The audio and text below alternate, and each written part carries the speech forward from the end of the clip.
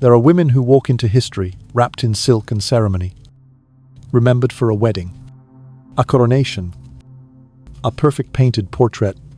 And then there are women who walk into history the way a storm rolls across the ocean, dragging ships under, reshaping coastlines, leaving behind the kind of silence that feels dangerous. Catherine of Aragon belongs to that second category. Her life was not a royal romance. It was a long, grinding nightmare built from politics, faith, betrayal, and the desires of men who believed God himself endorsed their whims. Catherine was born into power, daughter of King Ferdinand and Queen Isabella, the rulers who finished the Reconquista and stitched Spain together with steel and prayer. She grew up surrounded by the smoke of conquered cities, the weight of Catholic duty, and the knowledge that her life would never truly belong to her. But even with all that, nothing could prepare her for England, a kingdom where her fate would be decided by strangers, storms, and one man whose love could transform into cruelty with terrifying speed. As a teenager, Catherine was promised to young Prince Arthur, a boy barely old enough to sit straight in his armor. Their marriage was supposed to unite two great houses, to create an alliance powerful enough to intimidate France and reshape Europe. Instead, it lasted only a few months. Arthur died before his 16th birthday, leaving Catherine, a foreign girl in a cold country, stranded between the rising ambitions of England and the shifting loyalties of Spain. That was the moment everything in her life began to unravel. For years she lived in limbo, stuck in Durham House, surviving on broken promises, shrinking allowances, and the political games of men who cared more about her dowry than her destiny. She had no husband, no clear future, no voice. If she had disappeared into the walls of the palace, no one in England would have blinked. Then something unexpected happened. Prince Henry, Arthur's younger brother, charismatic, athletic, charming in the way only a young future king can be, grew up. And instead of discarding Catherine, he chose her, married her, crowned her, lifted her from the shadows and placed her beside him as Queen of England on the 24th day of June in the year 1509. England loved her. Henry adored her. It looked like the perfect beginning of a perfect reign. But underneath the celebration, a fuse had already been lit. Catherine wasn't just a queen. She was a strategist, a diplomat, a warrior in everything except armor. When Henry sailed off to France, chasing old medieval dreams, she ruled England as regent. She prepared armies. She directed councillors. She marched north with reinforcements when Scotland invaded. And after the bloody victory at Flodden, she sent Henry the blood-stained coat of the dead Scottish king as proof of her triumph. But none of her victories could protect her from the only battlefield. She kept losing the one inside her own body. Pregnancy after pregnancy slipped away. Miscarriages. Infants who died before they could walk. Hope rising and collapsing again and again until there was only one surviving child, Mary. A girl. And no matter how much Catherine loved her, England had never accepted a reigning queen without chaos. Henry began to drift. Then he began to look. Eventually, he began to chase. Her name was Anne Boleyn, younger, sharper, and dangerously ambitious.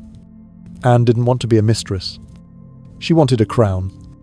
And Henry, desperate for a son, desperate to feel chosen, tore open every bond of loyalty and law to give her one. Catherine understood instantly what was happening. This wasn't a marriage crisis. This was a purge dressed as piety. Henry claimed their marriage had never been valid because Catherine had once been Arthur's wife.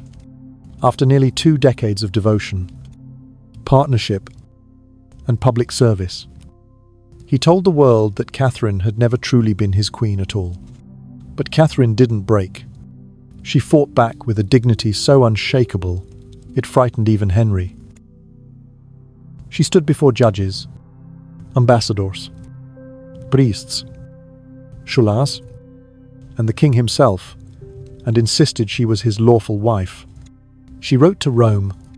She appealed to her powerful nephew, Emperor Charles. She refused to disappear. The battle dragged on for 6 brutal years.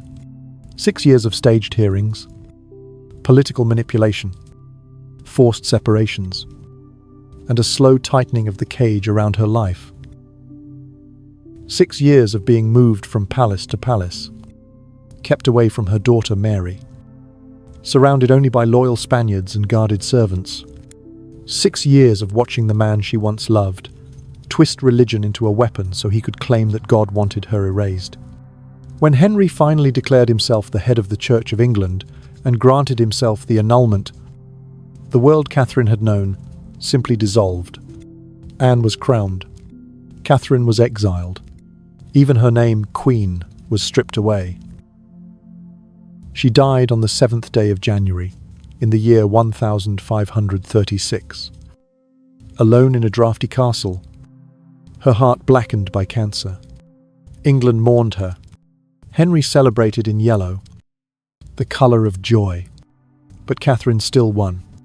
Her daughter Mary, the child Henry tried to push aside, would one day sit on the throne of England, and Henry the king, who tore apart a country to get a son, left behind a kingdom drowning in the consequences of his obsession. Catherine's story is not just the story of a queen betrayed. It is the story of a nation split in two, a church shattered, and a dynasty forever haunted by the woman Henry could remove from his marriage but never erase from history. She did not know it at the time, but the moment her crown touched her hair on that warm June afternoon, the quiet machinery of her undoing had already begun turning beneath the polished floors of Westminster. After all the triumphs and cheers faded, after the jewelled gown was folded away, after the incense and music settled into silence, Catherine entered a new kind of darkness that moved slowly, patiently, like a tide that had been waiting its entire life to claim her. It began not with a single event, but with a series of small sorrows, each one landing lightly, almost politely, until their accumulation became heavy enough to bend her world into a shape she no longer recognized. She understood duty. She understood sacrifice. She understood the language of royal politics better than most men in the council chamber. But nothing in her upbringing had prepared her for the quiet cruelty of hoping for a child and losing that hope again and again. Each time she felt a flutter of life inside her. Each time she whispered a prayer that this one might be the son Henry wanted so desperately. She found herself rehearsing joy she never got to keep, and each time that joy slipped from her reach, she felt something else inside her slipping too. Something tender and private that she hid behind the mask of a queen. Catherine carried those losses the way the old cathedrals carry their shadows, deep and cold and difficult to name. She kept smiling in public, kept presiding over court ceremonies, kept representing Spain with the poise her mother had demanded from her childhood. But the truth was simpler and harsher. She was becoming a ghost inside her own body. Yet she still tried, still allowed herself the fragile belief that one day she would hand Henry a healthy son who would quiet every whisper in the kingdom and secure their line. When baby Mary finally survived, when that small girl blinked up at the world with the same stubborn steadiness Catherine recognized in herself, she felt a fierce rush of love, the sort of love that could anchor a drifting heart. But even in that moment, she knew the truth. England refused to hide. A daughter was joy, but it was not security. A daughter was a comfort, but it was not protection. A daughter was not a prince. And Catherine, who had walked through too much darkness already, sensed that she had not yet reached the deepest corridor. What she did not know, what no one could have predicted, was how quickly Henry would begin to change. She had married a vibrant young king filled with charm and energy, a man who wrote poetry and played music, and moved through the world as though he expected applause to follow him everywhere he went. For years, she remained the most important person in that world of his. He listened to her counsel, trusted her instincts, admired her discipline, and even celebrated the strength that made her the equal of any royal man alive. But Henry's admiration was a slippery thing. It could transform itself into disappointment with startling ease. As he grew older, as the weight of the crown pressed more heavily on his shoulders, as he looked at Mary and saw a risk rather than a legacy, he began to turn toward the kinds of fantasies only kings can afford. He wanted a son, yes, but he also wanted youth reflected back at him, wanted possibility, vitality, the promise that history would remember him not as a man who failed to produce an heir, but as a man chosen by God to carry England forward in power and glory. Anne Boleyn arrived in his life at exactly the wrong moment for Catherine. Anne was not a beauty of the usual sort. She was something more volatile, more dangerous. Her confidence was a kind of weapon, and she wielded it with a precision that made even experienced courtiers uneasy. She could laugh with a sharpness that made men lean closer. She could tilt her head and make kings think they had discovered the universe inside her smile. And she could withhold affection until that very withholding became its own form of seduction. Henry had never met anyone like her, and the more he felt himself aging, the more he felt Anne made him young again, the more he believed she alone could give him the future he wanted. Catherine did not see the affair blossoming at first because she was still fighting her private battles. She was praying for more children, attending mass, overseeing her household, managing court politics, and performing every duty expected of a queen who believed her marriage was ordained by God. But when the truth finally reached her, not in Henry's voice, not in some confession whispered with remorse, but through the shifting glances in the palace halls, through ladies in waiting, who suddenly grew quiet when she entered the room, through the disappearance of Henry's presence at her side, she felt the floor begin to tilt beneath her feet. She was too intelligent not to understand what was happening. She had seen the way kings behaved, seen what happens when desire blends with fear and ambition. She knew exactly what Henry wanted, and exactly what it would cost her if he decided to take it. Still, she refused to surrender even an inch of herself. She stood taller, spoke more firmly, wrapped herself in dignity the way other people wrap themselves in silk. She believed in her marriage with a faith deeper than Henry's shifting devotion, deeper than the mutterings of the English nobility, deeper than the political calculations taking shape across Europe. She had married Henry in good faith, entered that covenant with clean hands and a loyal heart. And she would not allow any man, not the king, not the Pope, not the diplomats whispering in corners to rewrite the truth she had lived. It was in these years that Catherine transformed from a queen into something far more powerful, a woman anchored by her own conviction, unmovable, even when the world around her trembled. As Anne's influence grew and Henry's patience thinned, Catherine felt the walls of her life begin to contract. She received fewer invitations, fewer visitors, fewer signs of affection from the man she had shared nearly 2 decades with. But she did not cry in public or reveal her grief in ways that could be used against her. Instead, she carried her sorrow with the same discipline she had carried the weight of her childhood expectations. She wrote letters. She made her case.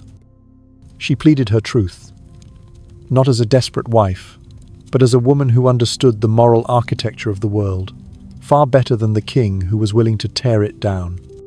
And when Henry first brought up the idea that their marriage had never been valid, when he claimed that her earlier union with Arthur nullified everything they had built together, Catherine looked at him with a calmness that unsettled even Henry himself because she knew the truth. Arthur had been a husband in name only. That marriage had never been consummated. Henry knew it. She knew it. God knew it. Yet none of that mattered. Henry wanted a new story, and kings do not ask for permission when they decide to change history. What followed was not a single confrontation, but a slow-burning war. One fought in letters, councils, papal courts, and whispered threats behind closed doors. Catherine was moved, questioned, pressured, and cornered, but she did not break. She had already lost children, already survived isolation, already endured years of uncertainty, and those trials had hardened her into something no king's anger could shatter. She would remain Henry's lawful queen until her final breath, and she would fight with a serenity so fierce it unnerved her enemies and inspired the loyalty of countless ordinary people who saw in her not just a queen but a symbol of righteousness. As the shadows lengthened and her world tightened, Catherine entered the loneliest chapter of her life. But it was also the moment she became unforgettable. Her strength deepened into something monumental, a quiet defiance that echoed through every hall of every palace she passed through, a reminder that even a king cannot silence the truth forever. And though she did not yet know it, the battle to survive Henry's betrayal was only beginning to unfold, moving toward a future drenched in isolation, heartache, and a final act of courage that would define her legacy long after her voice went silent. She learned very quickly that the worst kind of silence is not the silence of an empty room, but the silence of a man who has already decided to leave you behind. Henry's silence became a kind of weather inside the palace, a shifting pressure that made the very air feel uncertain. There were days when he would pass her in the corridor and offer a polite nod, as if she were a distant relative, instead of the woman who had once carried his hopes inside her body. There were nights when the candles in his chambers flickered far past midnight, and Catherine could hear soft laughter drifting from behind the heavy doors, a reminder that someone else now fed the fire that used to warm her life. And there were mornings when she woke to the cold fact that she had no idea what Henry would try next.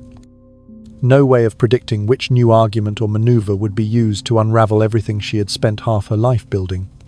The court changed with him. Servants moved differently.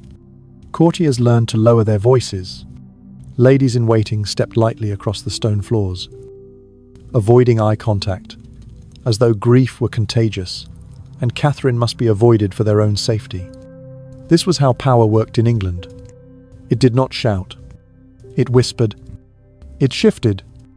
It rearranged the distance between people long before anyone said a single word out loud. Catherine watched it all with a calmness that made her seem almost detached. But underneath that stillness lived a growing ache that wrapped itself around her bones. She had always been respected, admired, even feared in small ways. But now she could feel the ground tilting inexorably toward Anne. And every day another thread of her old life loosened and floated toward the woman who had captured Henry's obsession. Yet even as her influence evaporated piece by piece, Catherine did not withdraw into the shadows. Defeat was not in her nature. She had been raised by Isabella, a queen who led armies and carved history with her bare hands. And some fragment of that iron had survived inside Catherine. She continued to attend Mass with her head held high. She continued to sit on the raised chair at banquets, though Henry increasingly insisted on Anne's presence nearby. She continued to receive ambassadors, her Spanish retinue standing like an unspoken reminder that she had once been the most powerful woman in Europe. And every time she crossed the great halls of the palace, a hush followed her, not out of reverence anymore, but out of fear of what was coming. People sensed the storm gathering around her. They sensed that the king was ready to break something sacred. The moment Henry approached her with his new theory about their marriage, the claim that God had cursed their union because she had once been Arthur's wife, Catherine felt a chill slide down her spine. She had expected Henry to be unfaithful. What queen in Europe had not prepared for that? But she had never imagined he would try to erase the very foundation of their marriage, to rewrite not just their past, but their meaning. She tried. At first, to speak with the steady logic of a woman who understood canon law better than most priests.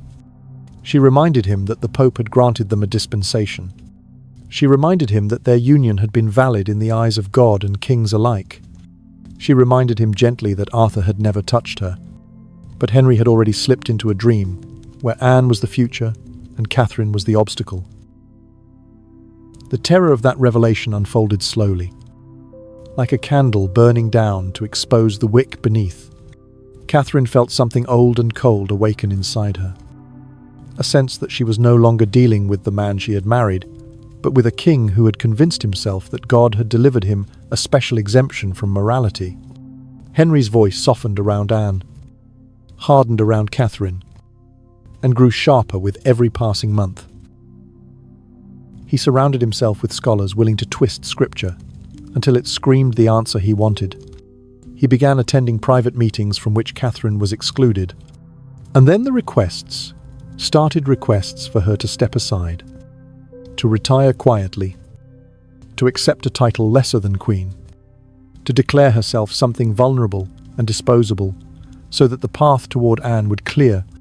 Catherine refused. She refused, with a gentleness that was stronger than rage. Refused, with a quiet that carried more weight than shouting. She refused because she believed in vows taken before God. She refused because her daughter Mary's future depended on her strength. But most of all, she refused because something inside her, something forged out of every grave she had stood beside, every child she had carried and lost, every humiliation she had endured told her that surrender was impossible. She had spent too many years shaping herself into a queen to let a king's temporary desire determine the shape of her future, and so the war between them deepened. Catherine's chambers became her fortress, a place where Spanish prayers floated through the corridors, and where the scent of incense clung to the tapestries like a soft armor. She began corresponding more regularly with Rome and Spain, her letters filled with the precise, stubborn clarity of a woman who refused to be misunderstood. She met with the papal emissaries sent to investigate the marriage. Each conversation another stone laid in the wall. She was building against Henry's ambition. She spoke with a kind of honesty that frightened the men who came to pressure her. Because they knew Henry wanted compliance, and Catherine gave them scripture, law, memory, and a fierce conviction that none of them could bend. The tension inside the palace grew thick enough to taste. Henry moved through the corridors with a restless energy that made his courtiers nervous. Anne gleamed beside him like a blade dipped in honey. Her presence changed the court's rhythm. She dressed in French silks that looked out of place against England's sombre stonework. She laughed too loudly for a woman, not yet queen. She walked with the assurance of someone who believed God had designed her for a crown. Catherine watched her with a still, unreadable expression, though inside she felt a slow-burning sorrow for what she knew was coming. She did not hate Anne. She pitied her, because Anne did not understand the full cost of the throne she was clawing toward. As the pressure tightened, Catherine began to experience a new kind of loneliness, one that did not come from being abandoned, but from being watched. Every letter she wrote was intercepted. Every visitor was vetted. Every movement was noted as though she were a conspirator rather than a queen. She could feel her world shrinking inch by inch, becoming a series of rooms instead of a kingdom. Yet she held her posture. She kept her voice calm. She behaved like a queen, even when Henry tried to reduce her to a political inconvenience. And slowly, impossibly, she began to understand something profound. She was no longer fighting only for herself. She was fighting for the idea that a king's desire is not greater than a queen's dignity. She was fighting for the belief that oaths mean something, even when power tries to undo them. She was fighting to protect her daughter from becoming the discarded relic of a forbidden love story. And she was fighting because history, though often cruel, still remembers those who refuse to yield. What Catherine could not yet see what waited in the corridors beyond her reach was the moment when Henry would grow tired of arguing and decide to break the world instead. when he would no longer try to persuade her but would begin to remove her, exile her, silence her, erase her name from his court, the deepest darkness still waited ahead. A darkness shaped by loneliness, illness, and a final act of defiance that would outlive Henry himself. But in this moment, this long, quiet war of letters, glances, and shrinking rooms, Catherine of Aragon was becoming something the king could not control, a woman whose resolve grew stronger every time he tried to weaken it. A woman who understood that survival is not always measured in victories, but in the refusal to kneel. She could feel the change in the air long before any decree was written, long before any announcement reached her chambers, long before the men in fine robes arrived with careful expressions and softened voices to tell her what the king had already decided in rooms she was no longer allowed to enter. It began with the way footsteps echoed differently in the palace corridors, as if the stones themselves were preparing to let her go. It continued with the quiet apologies of servants who had once been loyal to her, but now bowed their heads more deeply in her presence. Not because they respected her more, but because they feared what would happen if they were seen showing anything except distance. Catherine understood these signals the way sailors understand the shifting currents before a storm. She had lived long enough in courts to know that power announces itself silently before it arrives loudly. Henry's decision had already been made, and she felt it pressing against her, like the weight of an iron door about to swing shut. When he finally summoned her to speak with him privately for what would become the last meaningful conversation of their marriage, she entered the room with a calm that radiated outward, despite the tremor coiled in her chest. Henry stood near the window, sunlight catching on the gold thread of his clothes, making him look almost like the young king she had once adored.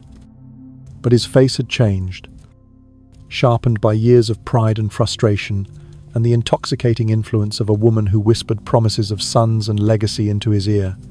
His eyes avoided hers at first, as though he were looking for some version of Catherine he could still pity. But Catherine refused to grant him that comfort. She stood tall, hands folded before her, a queen in posture, even as her title trembled on the brink of erasure. Henry spoke with a strange combination of authority and hesitation, as if he knew he was trying to justify the unjustifiable. He talked about conscience, about scripture, about God's judgment on a marriage he had once declared holy. Catherine listened without interrupting, her face composed, her breath slow, her silence its own form of argument. And when Henry finally paused, waiting for her to yield even a fraction, she lifted her chin and answered with a steady clarity that cut through the room like a blade forged in ice. She told him that she had been his lawful wife, that God had witnessed their vows, that Arthur had never touched her, and that no assembly of scholars or priests could rewrite what she knew to be true. She spoke without anger, without pleading, without theatrics. She spoke like a woman who had lost enough in her lifetime to no longer fear anything that could be taken from her. Henry's jaw tightened. His expression hardened. Something inside him recoiled at her strength, because her refusal illuminated a truth he did not want to face. He needed her to surrender so that he could pretend righteousness. Her defiance made him the crueler man in the story, and Henry Tudor could not bear to be cast as the villain in his own life. He ended the conversation abruptly, dismissing her with a strained gentleness that disguised the brutality of what he was preparing to do next. Catherine left the room knowing, without needing any further explanation, that the king she had married was gone forever, and the man who remained would show no mercy. The removal came swiftly and quietly.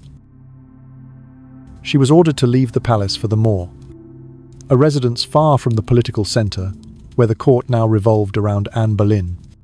It was not an arrest, but it felt like one. She was not escorted by guards, but the eyes that followed her had the cold precision of surveillance.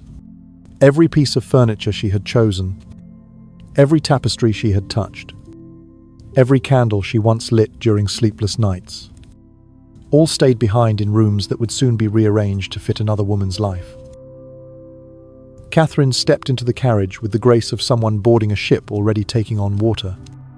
And as the wheels began to turn, she realized she was watching the world she had built vanish behind her with every mile. The moor was a beautiful place, but beauty becomes hollow when it is used as a cage. Its gardens were wide, its walls strong, its chambers filled with the scent of pine and polished wood. But Catherine felt none of the comfort she once found in royal palaces. She felt only the weight of absence, the absence of her daughter Mary, who had been deliberately kept at a distance, the absence of Henry, whose name she still whispered in her prayers, even as he rewrote the laws that dismantled her life, the absence of power, which she had never abused, but had always carried with quiet dignity. Her household shrank. Her letters were inspected. Her movements were monitored. Yet through all of it, Catherine held her composure, refusing to give Henry the spectacle of despair he expected. She understood that survival, in this new chapter, required a slower kind of courage, the kind that burns without light. She spent her days in prayer and reading, her nights in contemplation, and her mornings watching the horizon as though it might deliver news of mercy. But news rarely came, and when it did, it carried the bitter taste of progression. The marriage ceremony between Henry and Anne, the coronation that followed, the laws passed by Parliament declaring Catherine no longer Queen, but simply the Dowager Princess of Wales, a title meant to tie her to Arthur and erase her 20 years of life beside Henry. Each announcement chipped away at the structure of her identity, but none of them reached the core of her conviction. She remained Queen of England in her own heart, and she refused to introduce herself as anything less. Her refusal became a whisper across England. People admired her resilience. Mothers prayed for her. Commoners spoke her name with reverence. And even some nobles bowed their heads when her situation was discussed, because they knew what Henry was doing was not justice. It was hunger disguised as righteousness.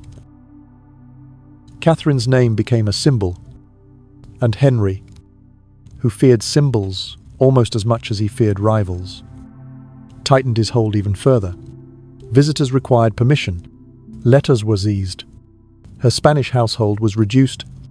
The walls around her thickened until the world beyond them felt like a faded dream she could no longer prove she once lived in. But in this narrowing life, Catherine discovered something unexpected. Stillness could be a form of power. Her chambers at the moor became a sanctuary where she honed her resolve like a secret blade. She read scripture with more depth than she ever had before, finding meaning in verses she once overlooked. She prayed not for Henry's destruction, but for clarity, for strength, for the endurance to survive whatever God placed before her. And in that quiet, in that forced exile, Catherine became more queenly than she had ever been at court. She became a figure shaped by purpose, not by titles or jewels or ceremonies. The loneliness was sharp. Nights were long. Sometimes she woke in the dark with memories pressing against her, like old wounds reopening Arthur's death. Her miscarriages, the ache of losing infants before they could breathe a full year, the distant voice of young Henry laughing in the gardens long before power began twisting him into something unrecognizable. But after each wave of memory passed, she returned to herself, to the resolve that had carried her across oceans, across marriages, across grief. She knew suffering, and suffering had taught her how to stand. What Catherine could not yet foresee was how much darker the road ahead would become, how Henry's desperation for a male heir would push him toward decisions that would scar the entire kingdom, how the English church would be broken and remade, how the woman who replaced her would rise and fall in violence, as swift and unforgiving as Henry's love. Catherine only knew one thing. With certainty she would not kneel. Not to Henry. Not to time. not to the world that had turned against her. She would remain herself until the final breath left her body, and that quiet promise would become the legacy she never intended to leave behind. She did not yet understand that every mile Henry pushed her away from court was not meant simply to isolate her, but to reshape the kingdom around her absence. To create a world where her name faded, like a tapestry left too long in the sun, where her memory became inconvenient, where her existence complicated every ambition he wrapped around Anne. At the moor, she could still feel the distant pulse of London, still sense the tremors of decisions being drafted in rooms that once welcomed her counsel, still feel the weight of England moving in a direction she had no voice in shaping. But when she was relocated again, this time farther, deeper, into the country where the roads grew quieter and the couriers fewer, Catherine realized that Henry was not merely separating her from power, he was attempting to erase her from the rhythm of English life altogether. Kimbolton was colder, more withdrawn, a place that breathed in long, empty sighs through its stone corridors. It was not a prison in name, but every angle of it felt designed to remind Catherine of how far she had fallen from the center of the world she once ruled. Its windows looked out over fields that seemed to stretch endlessly, as if the landscape itself were conspiring to convince her she had reached the edge of all things that once mattered. Her household, reduced again, moved through the rooms with the cautious softness of people who had learned that even the quietest movements might echo back to London and bring consequences they could not predict. The Spanish voices that once filled Catherine's chambers with the warmth of home grew fewer and fainter, and she began to feel the slow ache of a loneliness, so complete it almost took on a physical form. Yet Kimbolton also offered something unexpected, a strange, stripped-down clarity that revealed truths she had not been able to see while living under the blinding brightness of court. There, in the stillness of her new confinement, Catherine realized that she no longer had anything left to defend except her honor and her daughter. The crown was gone. The political influence was gone. The marriage, though she refused to acknowledge its dissolution, had been gutted by Henry's ambition. All that remained was the truth she carried inside her, unchanged, unbent, unbroken. And so Catherine began to mold her days around a discipline that felt almost monastic, a steady rhythm of prayer, meditation, reading, and quiet. Enduring resilience, her letters became sharper, not in cruelty, but in precision. Every word mattered now, because every word might be read by someone searching for reasons to accuse her of rebellion. She wrote to Mary in careful phrases that carried warmth, while protecting her daughter from implication. She wrote to the Spanish ambassador Chapuis with coded grace, knowing he was her voice, where she could no longer speak. She wrote to Rome, to bishops, to old friends, scattered in courts across Europe, her quill carving out the last remaining spaces where she could still assert her identity. Each letter was both a plea and a proclamation, an affirmation that she had not abandoned her dignity nor surrendered her claim to the title that had been stolen from her. The hardest part, the wound that never fully closed, was Mary's absence. Catherine had survived exile before, had survived widowhood, poverty, political uncertainty, and the cold disdain of Henry's shifting affections, but nothing compared to the hollow quiet created by her daughter's enforced distance. Mary was no longer a child. She was a young woman now, shaped by tutors, governed by laws Catherine had not written, influenced by forces she could neither see nor combat. Catherine longed for her with an ache that moved through her like tide water, rising at night when the castle fell silent, tightening in her chest when she passed Mary's old letters on her desk, catching her breath when she allowed herself to imagine Mary walking alone through the echoing halls of whichever manor Henry had chosen to keep her hidden. Sometimes Catherine allowed herself to remember the early days Mary's small hands wrapped around her fingers. The way Henry had once held their daughter, with the delighted pride of a man who believed he had been given a gift rather than a disappointment. The brief moment when the three of them had been a family untangled by politics. She held those memories like fragile glass, careful not to grip them too tightly for fear they would shatter under the weight of her grief. And yet, even as the years passed and the distances grew longer, Catherine never let herself believe she would die without seeing Mary again. Hope, she discovered, could survive even the coldest exile. Even the slow erosion of her body as illness began its quiet work. The sickness began subtly. A lingering fatigue she dismissed at first as stress. The dull ache in her chest she attributed to the winter damp that settled into Kimbolton's walls. The occasional dizziness she assumed was simply age catching up to her. But as months turned into years and her isolation deepened, she began to sense something darker growing inside her. Something that felt less like an illness and more like a shadow, slowly taking shape beneath her ribs. She told no one. She refused to be pitied. Instead, she tightened her resolve, devoting herself more deeply to prayer, to the rituals that gave her comfort, to the words of Scripture that reminded her that suffering, when endured without bitterness, could become a doorway toward grace. Her ladies-in-waiting saw the changes, even when she tried to hide them. They noticed the way her hands trembled when she raised her rosary. They noticed the heaviness in her movements when she rose from bed. They noticed the faint discoloration creeping beneath her skin, a darkening around her eyes, and lips that no amount of candlelight could soften. But they also saw that her spirit did not bend. Even as her body weakened, Catherine woke each morning with the same steady composure she had always carried, offering kindness to those who served her, offering patience to those who feared for her, offering a quiet, unshakable serenity that made her seem almost luminous in the dimness of Kimbolton's corridors. News from London arrived in fragments, carried by cautious messengers who feared both the king's wrath and Catherine's sorrow. She learned of Anne's pregnancy, of the lavish preparations for the child's birth, of Henry's excitement swelling to a feverish certainty that at last he would have the son he had destroyed his marriage to obtain.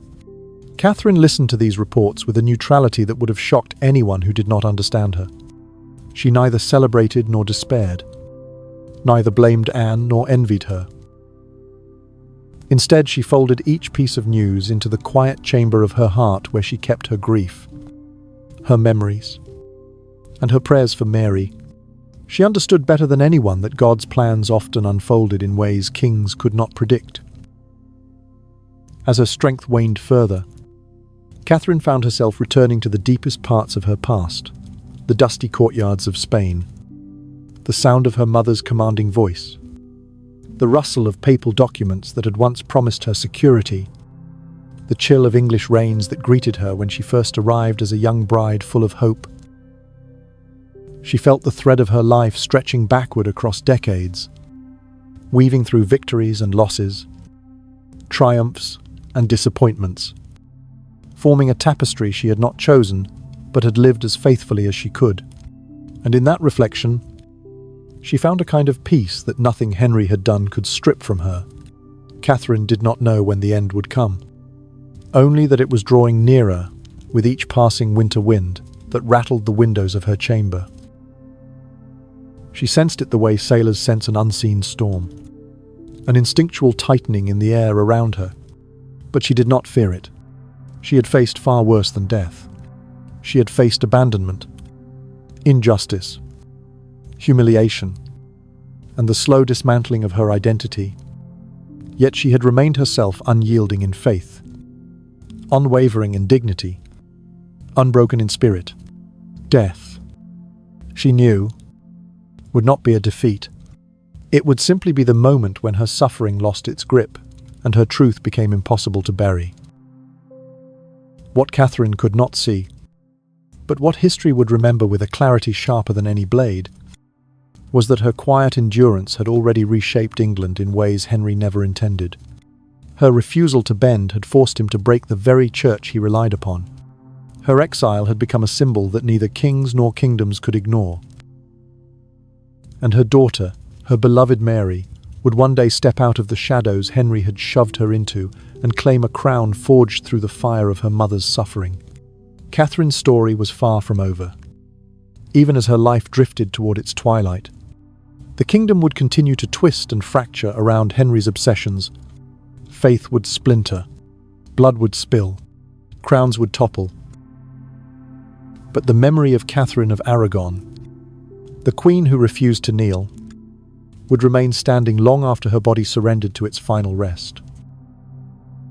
She could feel the winter tightening around Kimbolton long before any frost appeared on the stone sills, as though the season itself had decided to settle early inside her bones. Every morning the air felt colder, the halls darker, the corridors stretching longer with each passing day, turning the castle into a place where time did not flow but pooled quietly around her like deep, unmoving water. Catherine had always been sensitive to seasons. Ever since her childhood in Spain, where the sun carved golden lines across the courtyards and warmth was a language spoken without words. But this English winter felt different. It was not simply cold. It was heavy, dense, pressing against her with a weight that made breathing feel like an act of defiance. She sensed her strength thinning, slipping away in soft increments. Not with dramatic collapses, but with the slow erosion that happens when life begins to withdraw from its outer edges. Preparing for the quiet work of ending, her household moved more gently now, their footsteps softer, their voices lower, as though afraid the castle itself might shatter if they disturbed the stillness. They watched her with the kind of careful devotion normally reserved for sacred relics, each gesture marked by love and fear in equal measure. Catherine noticed every detail, the way her ladies steadied her arm, without making it appear as assistance. The way they refilled her cup before she asked. The way they exchanged glances when she stood too quickly, or when a sudden chill passed across her face. But she also knew they were trying to shield her from the truth. She already understood perfectly well. Her body was failing her, piece by piece, and there would be no miraculous return of health. She had seen death before, too many times to count. Soldiers felled in battle during her mother's campaigns, courtiers taken by fever, newborn infants who never opened their eyes but facing her own mortality felt different. Quieter, almost reflective. There was no fear in her, only a deep awareness that life had become a long corridor. She had nearly reached the end of. She spent hours in prayer each day, sometimes kneeling until her legs trembled, sometimes seated with her rosary coiled gently between her fingers like a small, living creature. Those prayers were not desperate, they were steady, grateful, almost intimate. She prayed for Mary's future, for the safety of the kingdom, for clarity, in a world that had become so tangled by ambition and betrayal that truth itself seemed a rare visitor. Yet beneath the serenity of her spiritual discipline, Catherine carried a private sorrow that refused to loosen its hold. She missed Mary with a depth that grew sharper each day, a longing that hollowed out her chest in places no physician could cure. She imagined her daughter alone in some cold manor, forced to obey laws that denied her birthright, surrounded by strangers who watched her every move for signs of rebellion. Henry had ordered them kept apart, convinced that mother and daughter together were a threat, convinced that their bond could spark the kind of loyalty he could not tolerate. But what he never understood was that separating them did not diminish their connection. It deepened it, turning their love into something incorruptible, a flame that could burn across distances, across barrières, across the stubborn cruelty of a king determined to shape the world according to his own fears. Sometimes, in the deepest hours of night when only the wind moved through the cracks of the old stone walls, Catherine would allow herself to whisper Mary's name into the darkness. The sound was small, almost invisible, but it filled the room with a warmth that reminded her she had not lived her life in vain. Mary existed. Mary endured. Mary was her legacy. Her proof that the sacrifices she had made, the agony she had lived, the indignities she had endured, all carried weight beyond her suffering. Even if she never saw her daughter again, Catherine believed with unshakable certainty that Mary would rise, that her spirit would not be extinguished, that her lineage would not be erased by Henry's attempts to rewrite destiny. Still, Catherine was not blind to the world outside her chamber. She heard scattered reports of Anne's new anxieties, of tensions growing between Henry and his once-beloved queen, of political storms gathering in London as the kingdom adjusted uneasily to the king's new religious order. It was almost ironic Henry had feared Catherine's influence so deeply that he tore the entire structure of the English church apart in order to be rid of her. Yet even in exile she remained a greater force of steadiness than the woman who had replaced her. Catherine felt no triumph in this knowledge, only a bittersweet understanding that power built on desire alone always trembles eventually. Her illness advanced with quiet determination. At first it settled in her chest, a dull pressure that made her breathe more slowly. Then it spread downward like a shadow reaching for deeper roots. Some days she could hardly stand without leaning on the arm of a devoted maid. Other days she walked the length of her chamber, just to prove to herself she could. Her physicians offered tonics and warm cloths and hopeful words. But Catherine knew better. She could feel the end approaching, not as an intruder, but as an old acquaintance returning after many years. Patient and inevitable. Yet through all of this, through the pain and the weariness and the slow erosion of her strength, Catherine never surrendered her dignity. She refused to allow despair to take root. She refused to curse Henry. She refused to renounce her title. She refused to allow fear to shape her final days. Instead, she moved through each moment with a quiet grace that made her small household watch her with awe, as though they were witnessing not the decline of a woman, but the unveiling of her true, unbreakable nature. The final months at Kimbolton took on a dreamlike quality, the days blending gently into one another, marked by soft prayers at dawn, by quiet conversations in the afternoon light, by long contemplative evenings where Catherine watched the sky fade from blue to silver to black. She loved the window in her chamber, the way the landscape stretched wide beneath it, the way the fields shifted with the seasons, the way the wind stirred the branches of the old trees that stood like weary guardians over the estate. Sometimes she imagined Mary standing beyond those distant hills, looking back toward her with the same longing that filled Catherine's chest. It was a simple daydream, but it brought her more comfort than any medicine.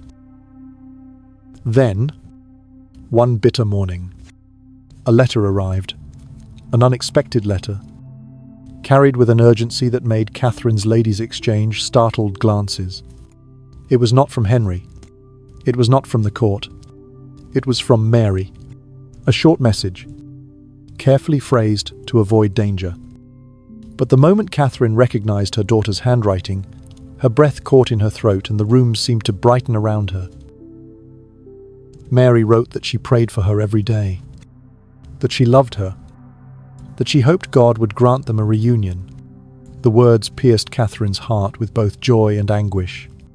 She pressed the letter to her chest, closed her eyes, and let herself feel the full weight of a love that had survived separation, politics, distance, and fear. It was the last letter she would ever receive. As her condition worsened, Catherine's world narrowed further until it consisted of only her bed, her rosary, her memories, and the soft hands of the women who refused to leave her side. Pain pulsed through her with increasing persistence, but she welcomed it as a final reminder that she was still alive, still fighting, still holding on to the truth that had defined her entire existence.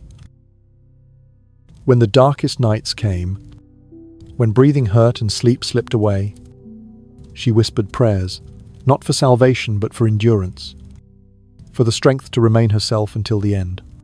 What she did not know, but what history would later echo, is that even as she lay dying, Henry was growing restless, unsettled, haunted by the consequences of the path he had chosen. Anne was pregnant again. The kingdom held its breath. Henry's future remained uncertain. And somewhere deep inside him, in the place where ambition and fear warred constantly, the knowledge of Catherine's unwavering loyalty planted a seed of regret that would grow in the shadows of his conscience for the rest of his life. Catherine was not there to see that. She was not there to witness the unraveling of the woman Henry had destroyed her for. She was not there to witness the downfall of a queen who had once mocked her prayers. But Catherine did not need to see the end to know the truth of her life. She had lived with faith. She had endured with dignity. She had loved with purity. And when the time came, she would die, not as a discarded wife, but as the rightful Queen of England in the eyes of God, in the eyes of her daughter, and in the eyes of history. She drifted into the final weeks of her life as though moving through layers of softened air, each step slower, each breath thinner, each moment stretching out with the heavy quiet that settles over a house when everyone inside knows that an ending is approaching. Kimbolton had grown impossibly still, the kind of stillness that seemed to radiate from the very stone, as if the castle itself sensed it was carrying a woman who had endured too much to leave the world abruptly. The servants moved with a reverence that bordered on fear, whispering in corners, lighting candles, even in daylight, folding linens with trembling hands, as though the rustling of fabric might disturb the fragile balance between Catherine's fading strength and the shadow gathering gently around her. Despite the deepening weakness in her limbs and the persistent ache that wrapped around her ribs like an iron band, Catherine remained unshaken in her composure. There was no panic in her, no bitterness, no frantic attempt to cling to breath. She accepted her decline with the same quiet dignity with which she had endured exile, humiliation, and betrayal. She did not ask for miracles. She did not plead for relief.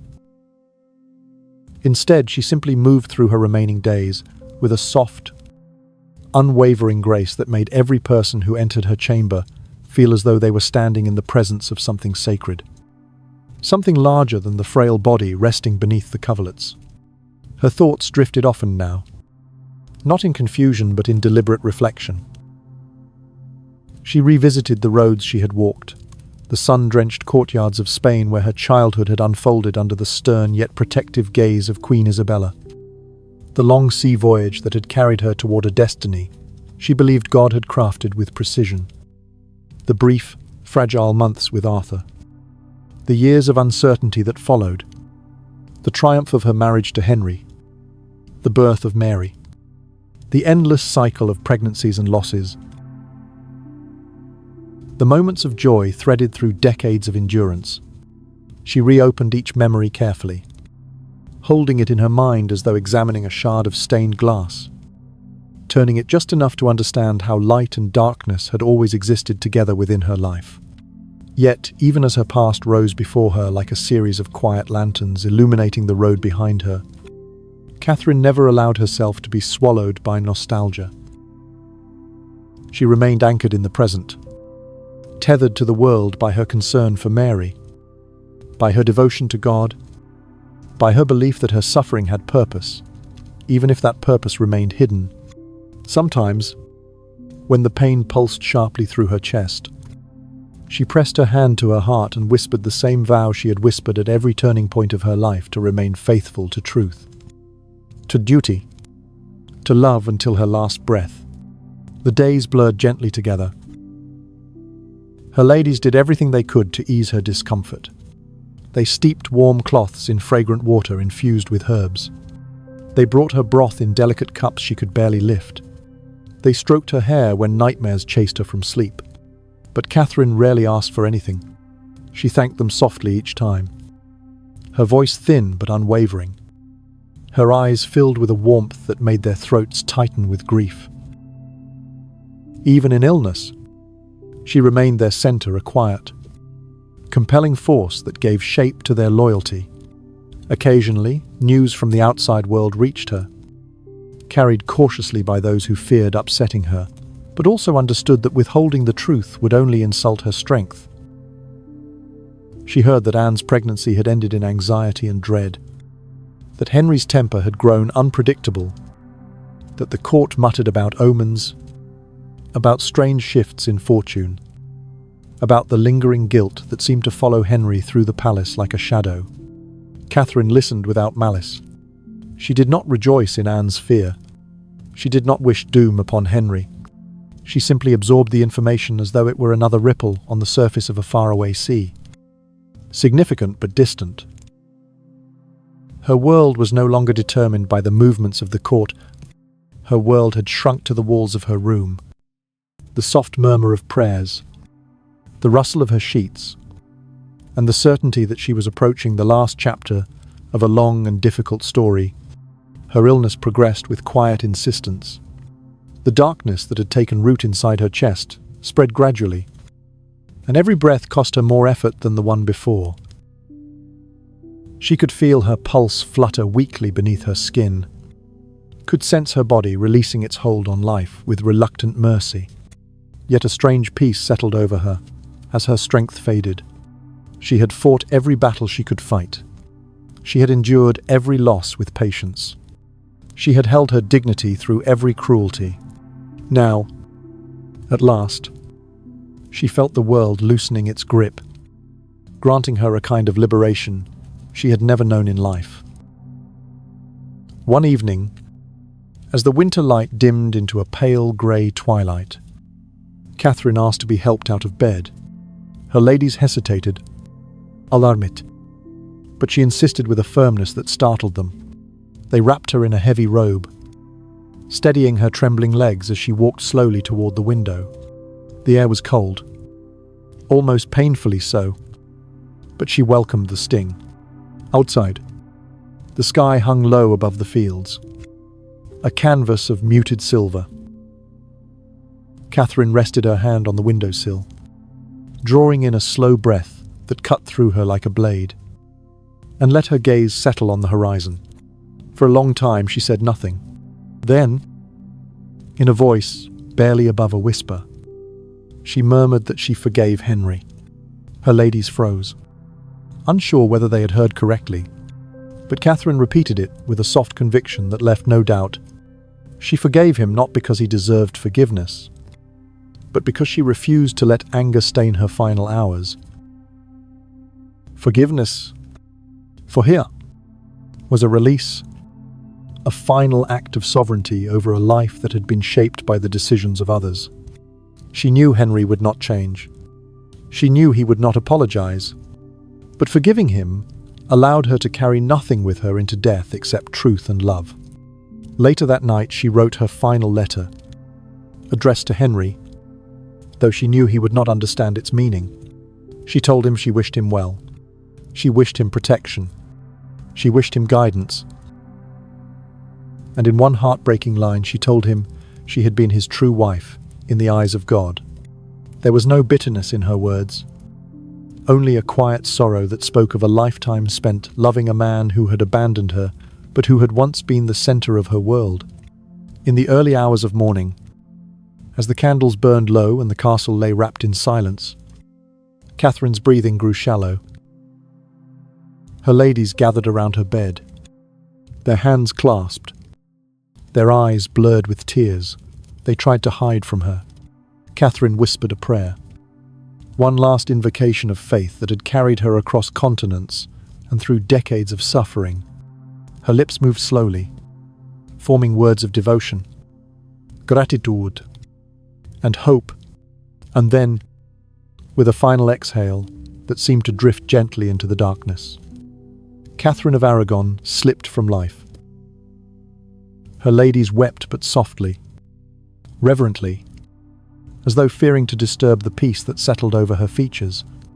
The woman who had endured abandonment, humiliation, exile, and illness had left the world with the same quiet strength that had defined her entire life. In death, she looked serene, almost luminous, as though finally freed from the weight she had carried for so long. They laid her hands across her chest, wrapped her in white linen, and placed a rosary between her fingers. Outside, dawn began to break slowly across the cold fields of Kimbleton, painting the sky with faint traces of gold. It was a sunrise she would never see, but its light fell across her face, as though offering her a final blessing. The message of her passing would spread across England, reaching Henry with the force of a truth he had tried for years to bury. But Catherine, even in death, had left him something he could never escape: the memory of a woman who had stood unbroken before the full power of a king. The news of her death did not rush through England like a storm. It moved instead like a cold, deliberate wind that slipped beneath doors and drifted along the stone floors of palaces, unsettling tapestries and extinguishing candles, as though the kingdom itself were exhaling a grief it had not realized it carried. In London, where the court bristled with whispers and the clatter of ambition, the message arrived first in the quiet hands of a messenger who had ridden through miles of frozen countryside, his breath still trembling with the weight of what he had seen. The moment the words were spoken, "Catherine of Aragon is dead," the air in the great hall changed. It did not erupt with mourning. It stiffened, tightened, grew uneasy. Because everyone knew, even those who had served Anne or feared Henry, that something ancient and noble had left the world, something that had held the kingdom steady in ways they had never understood until it was gone. Henry received the news in the way only a man terrified of his own conscience behaves, with a strange mixture of relief, denial, and a forced cheerfulness that clung to him like a poorly fitting garment. He announced to the court that he wore yellow, the colour of joy, because the kingdom should celebrate the end of a sorrowful chapter. But beneath the bright fabric, beneath the outward flourish, beneath the laugh, he offered to startled courtiers. Something in him trembled. He could feel it the way a structure feels, the removal of its foundation. Catherine had been more than a wife, more than a queen. She had been the anchor he once relied upon, the conscience he had spent years trying to silence, the presence he had dismantled his own soul to escape. And now she was gone, leaving him to confront the truth he had hidden beneath rage and ambition. He had destroyed the one person who had ever loved him with a loyalty that did not waver. Anne Boleyn felt the tremor too, though she would never admit it. When told of Catherine's passing, she reacted with a quick flare of satisfaction, an instinctive tightening of triumph, as though a rival had finally been cleared from the board. But the triumph did not last. It dissolved slowly, replaced by a creeping dread that settled somewhere beneath her ribs. Because she understood to her own discomfort that the woman she had displaced had possessed something Anne never would: legitimacy not granted by Henry's desire, but earned through a lifetime of endurance, honour, and spiritual clarity. Catherine's death cast a long shadow across Anne's future, a shadow shaped by the kingdom's quiet sympathy and Henry's hidden guilt, and Anne felt it like a faint chill at the back of her neck that she could not brush away. Beyond the palace walls, the common people mourned Catherine with an earnestness that shocked the government. In market squares, women whispered prayers for her soul. Old men shook their heads and muttered that England had lost the only true queen it had known in decades. Monks lit candles in secluded chapels, their flames trembling like fragile memories. Even those who had not dared speak her name while she lived now spoke it openly, reverently, as though Catherine in death had become something larger than the political chess piece the king had tried to reduce her to. She was not a figure of rebellion. She was not an antagonist. She was the reminder of what righteousness looked like when it walked the earth in human form. Mary received the news with a grief so sharp and silent that her attendants feared she might collapse. She had spent years longing for permission to see her mother, years praying for a reunion that never came, years writing letters that were intercepted, years obeying orders designed to sever her from the very person who had given her strength. When she heard the words, "Your mother has died," she felt her breath leave her, as though the entire world had struck her chest. But she did not scream. She did not fall. She did not weep loudly. She stood very still, her hands trembling at her sides, and whispered a prayer that cracked like thin ice. A prayer that carried both gratitude and devastation. A prayer that tethered her to the memory of a woman she vowed to honor with every breath of her remaining life. And even in death, Catherine continued shaping England. Pope Paul in Rome received the message with sorrow, for he knew Catherine had been the symbol of his church's moral stance against Henry's defiance. He had resisted granting Henry his annulment. He had condemned the king's actions, though too late to protect Catherine from exile. Now he knew that her death would accelerate Henry's break from Rome, that the king who had once been named Defender of the Faith was now set firmly on a path that would sever England from centuries of religious unity. Catherine's suffering had become the hinge on which an entire nation's faith would swing, turning kingdoms into adversaries and doctrine into battlefield. At Kimbolton, the preparations for her burial began with a solemnity befitting the queen she had been. Her ladies washed her with trembling hands, careful not to let their tears fall onto her still face. They dressed her in simple garments, white and unadorned, honoring her request for humility even in death.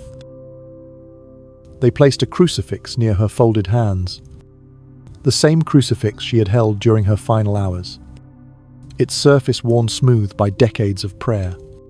In her room, the air held the faint scent of incense, mingled with the cold winter draft that slipped in through the old stones like a final whisper of the world she was leaving behind. Her coffin was carried out of Kimbolton by somber attendants, who understood the weight of what they bore. It was not just the body of a queen. It was the final chapter of an era, the closing note of a melody that had once steadied the uncertain hearts of the English people.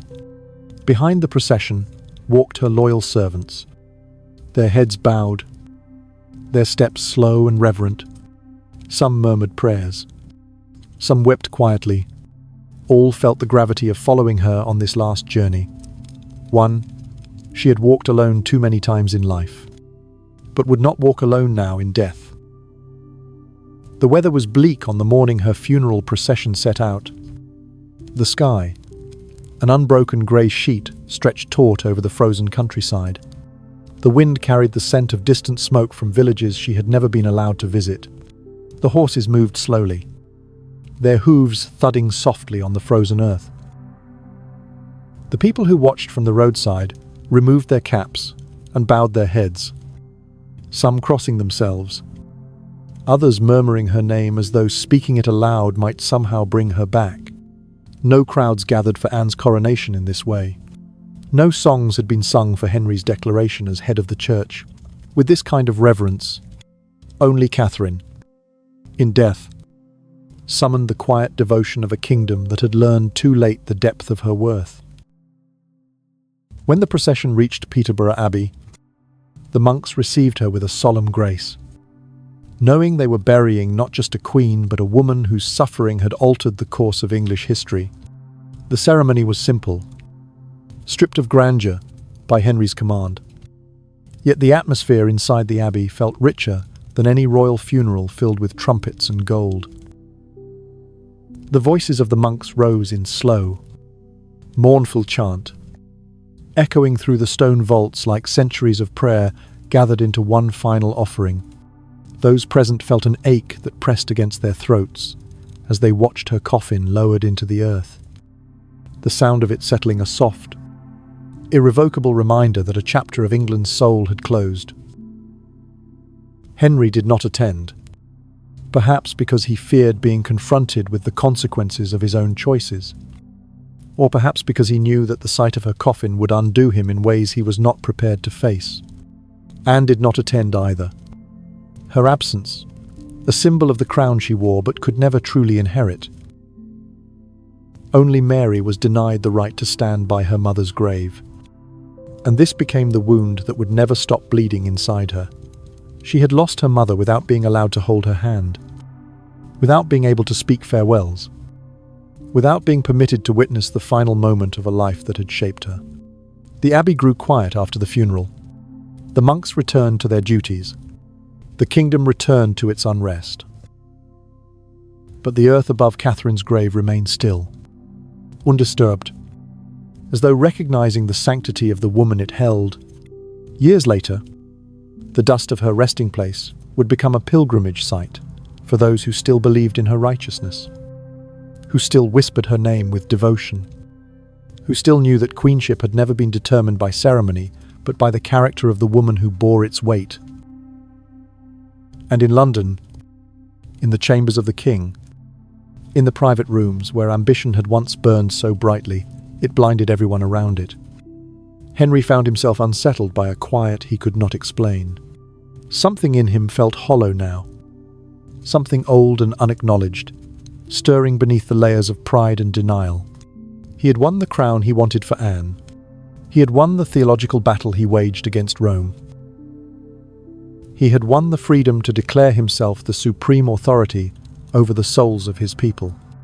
But he had lost the woman who had once steadied his arrogance with wisdom, who had once calmed his fears with clarity, who had once shared a marriage that, before ambition poisoned it, held the possibility of genuine partnership.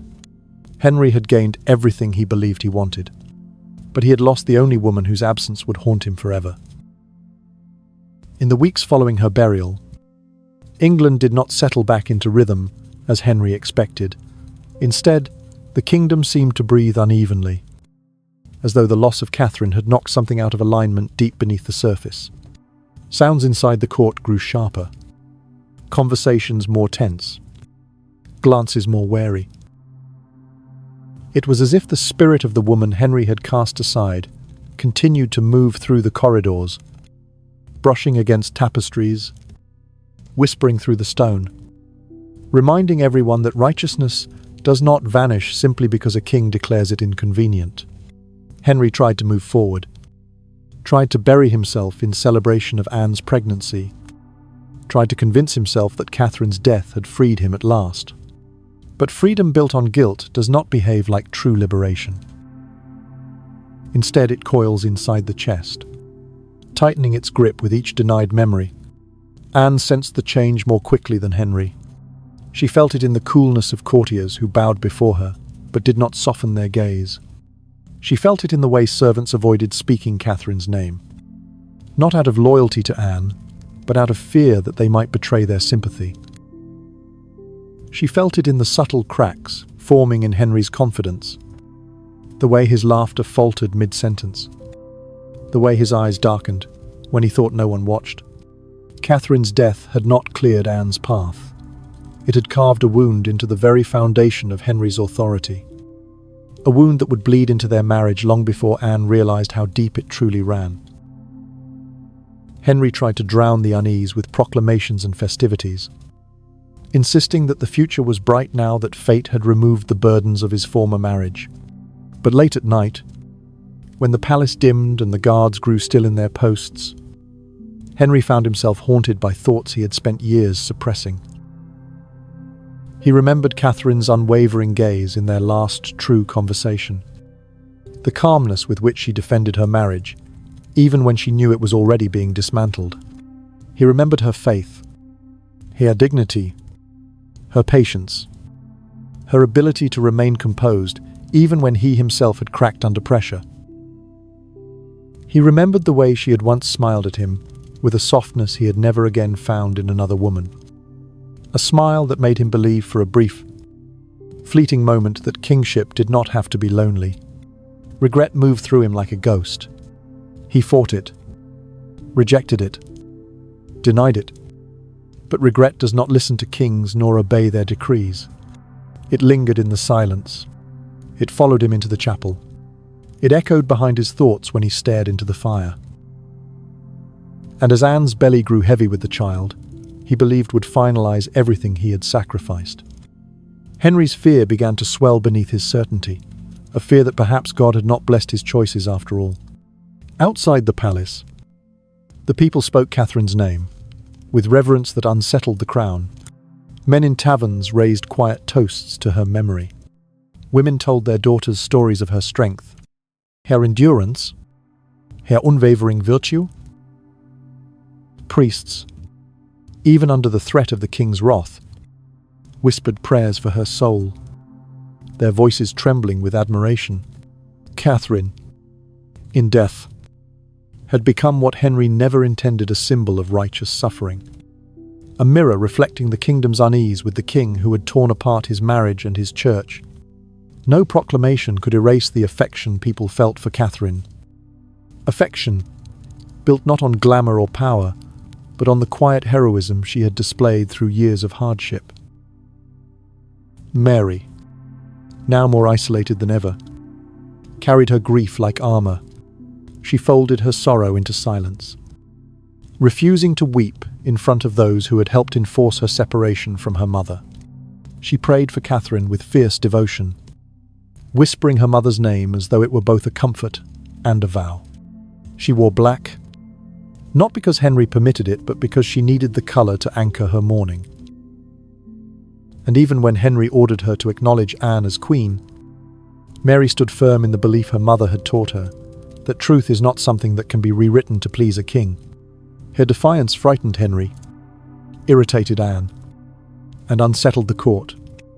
For in Mary they saw the embers of Catherine's strength rising again. Anne sensed the danger as well. She watched Henry's shifting moods with growing anxiety, her once unshakable confidence starting to crack beneath the pressure of expectation. She knew that everything rested on the child she carried. If she bore a son, she would stabilize her position, secure Henry's devotion, and silence those who whispered of omens surrounding Catherine's death. But if she bore anything less, Anne understood with harrowing clarity that the same king who had broken a marriage of 2 decades for her sake would not hesitate to break her if she failed to deliver what Catherine could not. When the time finally came for Anne to give birth, tension hung over the palace like a storm cloud. Henry paced the corridors with an agitation that made the servants tremble. Courtiers exchanged anxious glances. The midwives whispered prayers not for Anne but for the fragile balance of the kingdom. Hours passed, then more, and when at last the cries of newborn life broke through the air, the midwives stepped out with a solemnity that told Henry everything before they spoke a word. A girl. Anne had given him a daughter. The sound Henry made was not surprise. It was something darker. Something pulled from a place in him he had spent years trying to deny. The disappointment wrapped around him like invisible armor, thickening his silence, stiffening his posture, dulling the triumph he had expected to feel. Anne's face, pale with exhaustion, flickered with something close to terror as she watched the muted fury in Henry's eyes. She knew what a daughter meant. She knew how Henry's mind worked, how quickly his affections shifted, how violently he rejected anything that suggested he had misread destiny.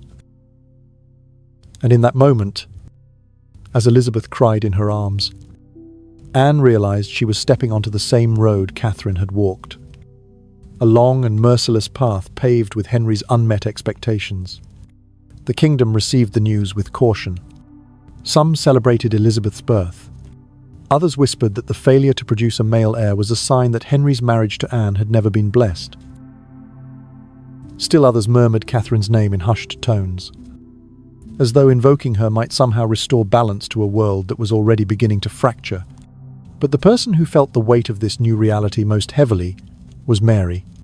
She heard of Elizabeth's birth with quiet understanding, recognizing immediately that another innocent child had been placed in the center of a storm caused by their father's ambition. Mary did not resent the infant. She prayed for her. But she also understood that her own position had grown even more precarious, for now the king would pour all his desperation into trying again, and again, and again, Until he achieved the son, he believed God owed him. Meanwhile, Henry sank deeper into the consequences of the choices he had made. Catherine's death did not grant him relief. It deepened the emptiness he had tried for years to chase away. Every time he looked at Elizabeth, he felt both love for the child and a sharp reminder of the son he still lacked. Every time he looked at Anne, he saw both the woman he had upended his kingdom for and the mirror of his own disappointment. He found himself drifting through the palace with restless agitation, demanding more from his advisors, lashing out at minor offenses, grasping at fragments of certainty that no longer existed. He would never admit it, not even to himself. But Catherine's absence had revealed something he could not escape. He had mistaken desire for destiny, and in doing so, he had torn open a wound that could not be closed by triumph, or marriage, or even the birth of a new princess. The kingdom trembled on the edge of a truth that Henry refused to face. Catherine was gone, but the consequences of her suffering were only beginning. And the man who had believed he could shape the world without cost was about to discover that some losses echo across an entire dynasty, affecting not only those who lived through them, but every soul who came after. He moved through the days after Elizabeth's birth with a strange, fractured determination, as though he believed that if he kept enough motion in his limbs, he could outrun the unease that had begun to seep through him like water finding cracks in stone. Henry told himself that the kingdom needed strength, not sorrow. He told himself that Catherine's death had been necessary, even merciful. He told himself that Anne was the future, and Elizabeth a sign of divine favour. But beneath every declaration he made, beneath every ceremony he ordered, beneath every mask of confidence he wore, he felt something shifting in the deepest chambers of his mind. A quiet, relentless unravelling that he tried not to name. It was guilt, but it was also fear. Fear that the God he had invoked to justify everything had not actually been standing beside him. I fear that he had traded something eternal for something fleeting. Fear that Catherine's calm, unwavering truth would outlive all the excuses he had crafted. He carried that fear into every room he entered, and soon the court began to feel it too. Ministers stepped more carefully. Ambassadors measured their words. Even the musicians played softer, the wary of stirring the volatile restlessness that followed the king like a shadow. Henry tried to bury himself in the machinery of power, spending long hours inspecting fortifications, revisiting treaties, redesigning laws he had already forced through Parliament. But nowhere he looked did he find the solid ground he once stood on. He had remade England in his own image, broken it from Rome, reshaped the church, rewrote its laws, and yet he felt less secure than he ever had before. Anne sensed that insecurity as sharply as a hunted animal senses the tremor of approaching footsteps. She had spent years believing she could read Henry's heart, but now she saw something different in him, something she could not decipher. He watched her with an intensity that fluctuated between longing and resentment. He held Elizabeth with tenderness, but the moment he handed her back, something cold settled again in his face. Anne tried to entertain him with wit and charm, tried to coax him into laughter, tried to restore the lightness that had once drawn him to her, but all her efforts slid across him like water against sealed stone. She was no longer the forbidden possibility he had risked his soul to possess. She was his wife now, and therefore subject to the same suffocating expectations that had once crushed Catherine. And like Catherine, Anne began to understand that the real rival in her marriage was not another woman. It was Henry's own fear of mortality, the fear that his name would not continue, the fear that England would fall into chaos without a male heir, the fear that God had turned his face away from a king who had been too proud to doubt himself. Mary watched all of this from her solitude, her grief for her mother still raw, her anger toward Henry sharpened into a quiet, unbreakable steel. She understood now that Catherine had not died only from sickness but from abandonment. She understood that her mother's last years had been shaped by loneliness Henry had crafted with deliberate cruelty. And Mary vowed silently that she would one day restore the dignity Catherine had been denied. She studied, she prayed, she endured. And though she remained outwardly obedient, she carried her mother's spirit inside her, like a flame hidden beneath winter cloth, waiting for the moment when history would allow her to reveal it. Meanwhile, Henry's world continued to fracture. Anne's position grew precarious as months passed without news of another pregnancy. The smiles she once wore so easily became tighter. The laughter that had once captivated Henry now sounded brittle, like something cracking beneath strain. Courtiers who had once flattered her began to watch for signs of weakness. Foreign ambassadors wrote to their kings predicting her fall, and Henry, who had built his kingdom around the promise of sons, found himself growing restless, pacing the floors at night, tormenting himself with thoughts of divine punishment. His regret resurfaced often in these hours, not as sharp grief, but as a dull ache, the echo of a loss he could not fully comprehend. Catherine's face appeared to him in memory with increasing frequency, not the face she bore in exile, but the younger face, the serene face, the face that had looked at him with genuine love long before ambition and desperation poisoned their marriage. He remembered her counsel, her calmness, her loyalty, and something inside him tightened with the knowledge that he had spent years pushing away the one person who had balanced his excesses. But Henry had spent his entire reign building armor around his pride, and it was too late for him to admit weakness, even to himself. Thus he turned his discomfort outward. He scrutinized Anne more severely. He interrogated ministers with impatience. He punished minor offences harshly. He thrust himself into the creation of the English Church with renewed zeal, as though remaking religion might somehow cleanse the stain of his past. But every act of force only widened the crack within him. England, too, began to feel the consequences of Catherine's absence. Rumours spread that her heart had been found blackened during the post-mortem, an eerie detail that many interpreted as a sign of poisoning or divine commentary. The truth mattered little. What mattered was the story, and stories are a kind of power no king can control. Catherine became a martyr in whispers, a saint in the imaginations of common people, a symbol of injustice in the minds of those uneasy with the king's new theology. Henry had intended to remove her influence forever.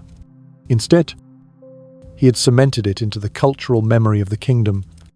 As months turned to seasons, Elizabeth grew into a bright, observant child. Henry loved her deeply, but not in the way Catherine had loved Mary. Henry's love was possessive, conditional, tangled in the politics of inheritance. Catherine's love had been the kind that anchored a soul, and though Elizabeth could not yet understand this, history would one day show that she inherited her mother's ambition, but her grandmother Isabella's fire. She was born into turmoil, but destined to transform the kingdom in ways Henry could never foresee. Anne, however, felt her position slipping with each passing day. The court's patience thinned. The country's sympathy shifted. Henry's Chaza wandered, first in moments of distraction. Then, with growing intention, Anne began to fear the very outcome she had once inflicted upon Catherine: abandonment. She watched Henry closely now, her nerves fraying as she sensed the shadows gathering around her. Shadows shaped by politics, resentment, and Henry's own bruised certainty that fate had betrayed him. He was now caught in the consequences of the choices he had made, flung between desire and regret, ambition and guilt, faith and fear. Every path he walked led him toward another fracture. His marriage to Anne strained. His relationship with Mary deteriorated further. His kingdom remained restless. And beneath all of this, the memory of Catherine continued to grow. Not fading as he had hoped, but strengthening into something unshakable. The final irony of Henry's life was that the queen he had exiled, the queen he had tried to erase, the queen he had watched wither in isolation, was the queen whose spirit would outlast all others. Catherine's daughter would take the throne. Catherine's endurance would become legend. Catherine's suffering would be the quiet force that shaped two dynasties, two queens, and the entire trajectory of England's future. Long after Catherine had been laid to rest, long after the candles at Peterborough Abbey had burned down, long after the echoes of her final prayers had settled into the cold air of Kimbolton, her truth remained, as steady and unbroken as the faith that had carried her through a lifetime of trials. She had died believing she was Henry's true wife. History, in the end, agreed with her. And Henry, who had spent years trying to escape her shadow, found himself living the rest of his life inside it.